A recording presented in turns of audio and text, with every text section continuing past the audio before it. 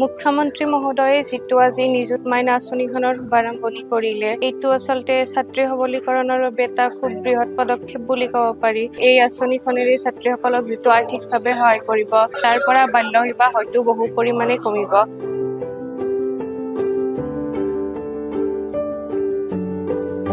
এই আঁচনিখনৰ জৰিয়তে অসমৰ বহুতখিনি ছোৱালীৰ বহুত সহায় হ'ব, কাৰণ আৰ্থিকভাৱে বহুতখিনি ছোৱালীয়ে মাক দেউতাকৰ পৰা সহায় নোপোৱাৰ বাবে তেওঁলোকে পঢ়া বাদ দিয়ে বা কিছুমান ক্ষেত্ৰত বা পৰিয়ালৰ পৰা হেঁচা পোৱাৰ বাবে তেওঁলোকে পঢ়া বাদ দিবলগীয়া হয় বা তেওঁলোকে বিবাহ পক্ষত আবদ্ধ হ'ব লগা হয়।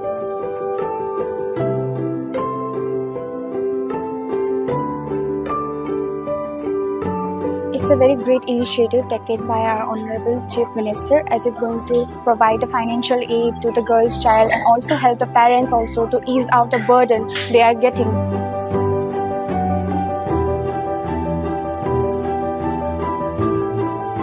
Being a girl, that doesn't mean that you only have to get married and have children in the future, but also you can build a career and have a great life and lead it, and you have the power to get, and Chief Minister have provided this initiative to all. I think it will bring a very great change to our society.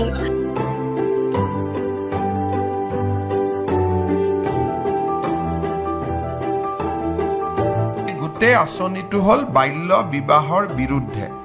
গতিকে degree 3rd ইয়াৰলৈকে বা 4th ইয়াৰলৈকে অবিবাহিত হৈ থকাটো এই আঁচনিখনৰ ধন নিৰন্তৰভাৱে পাই থকাৰ এটা প্ৰাথমিক চৰ্ত।